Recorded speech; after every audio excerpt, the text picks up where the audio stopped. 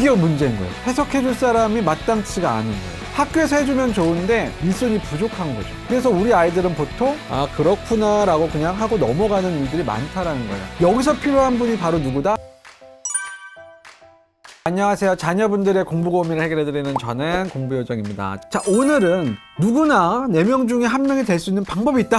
그 방법에 대해서 오늘 좀 자세하게 안내를 해드릴게요. 4명 중에 1명이 성적이 오른다라고 이제 조사했던 그 기관에서 그 성적이 오른 아이들에 대한 공통점을 다시 한번 좀 뽑아봤어요. 그 공통점이 한 3가지 정도를 요약할 수가 있는데, 첫 번째는 뭐였냐면 공부 목표를 찾았다라는 거예요. 여기서 중요한 거는 목표를 찾았다. 특히 찾았다에 약간 좀 방점이 좀 찍혔으면 좋겠습니다. 우리 아이들이 목표가 없는 게 아니거든요. 그래서 없는 목표를 만든 게 아니라 원래 내면에 갖고 있는 목표를 저희가 찾은 거예요. 그러면 그 진로에 대한 목표를 찾는 그 과정 중에 대표적인 게 뭐가 있냐? 진로적성 검사하는 거예요. 진로적성 검사는 커리어넷이라던가 워크넷 여기에 들어가면 무료로 검사할 수가 있죠. 그리고 매학년 올라갈 때마다 학교에서는 그런 진로적성 검사를 실시하고 있습니다. 자, 여기까지 보면은 누구나 할 수 있는 방법이다 라고 생각할 수 있는데, 그 다음이 더 중요하죠. 그 다음이 뭐냐면 진로적성 검사 결과를 해석하고 적용하는 거예요.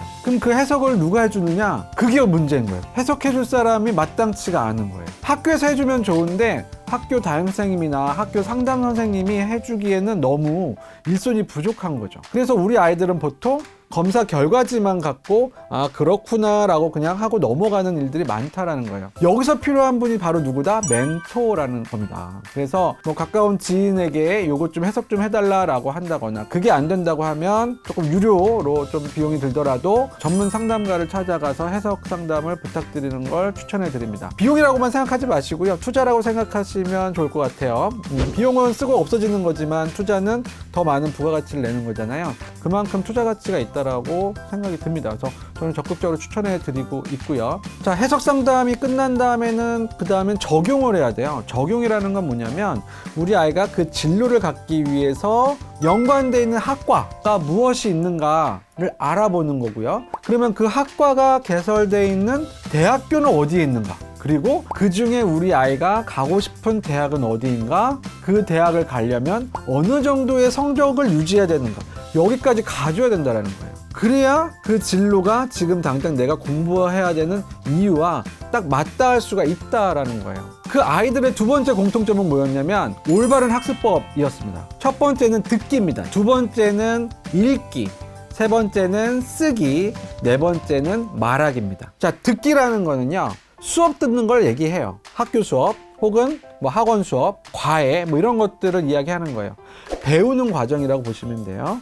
자, 두 번째 읽기는요, 그렇게 배운 내용들을 교재로 본인이 읽어보는 거예요. 교과서를 읽어본다거나 자습서를 본다거나 참고서를 본다거나 이런 식으로 읽는 과정들을 이야기하고요. 세 번째 쓰기는 그렇게 배우고 읽은 내용들을 요약하고 그 다음에 그거를 내 걸로 만들기 위해서 암기하잖아요. 암기하면서 써보고 하는 과정을 이야기합니다.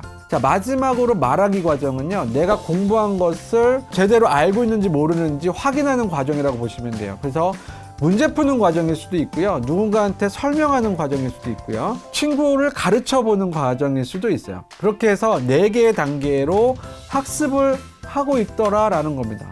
여기서 4가지 단계 중에 듣기 과정은 배우기 단계예요. 학과 습에 있을 때 배울 학이잖아요. 배우는 단계가 바로 듣는 과정이다 라고 보시면 되고, 나머지 3단계는 습, 익히는 단계다, 익히는 과정이다 라고 보시면 됩니다. 그래서 배우고 익히는 시간이 필요한 거잖아요.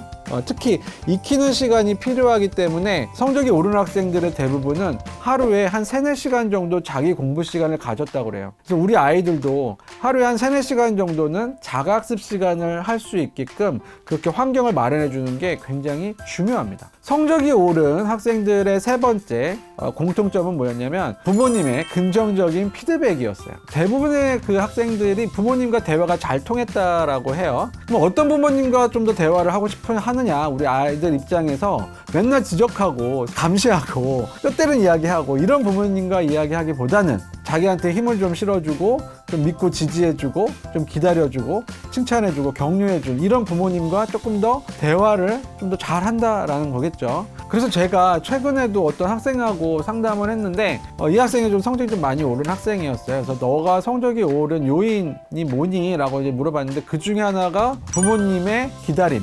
그래서 제가 거꾸로 만약에 부모님이 너한테 더 막 관심을 갖고 좀 더 깊숙이 학습에 관여했다 그러면 넌 어땠을 것 같아? 라고 물어보니까 그러면 저는 공부 안 했죠.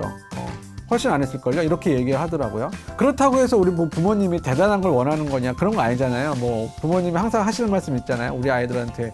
야, 내가 너한테 전교 1등 하라고 그러냐? 반에서 1등 하라고 그러냐? 그냥 남들처럼만 공부하길 바라는 거 아니야? 이렇게 얘기하시잖아요. 근데 여기에서 남들처럼이라는 게 굉장히 주관적이에요. 그래서 우리 아이들이 생각할 때 남들처럼 어느 정도 하라는 거야? 라고 이제 생각이 든단 말이죠. 그래서 저는 부모님께 하나 제안을 드리면 남들처럼보다는 우리 아이가 지난 시험 했던 것보다 조금 더 잘했으면 좋겠다.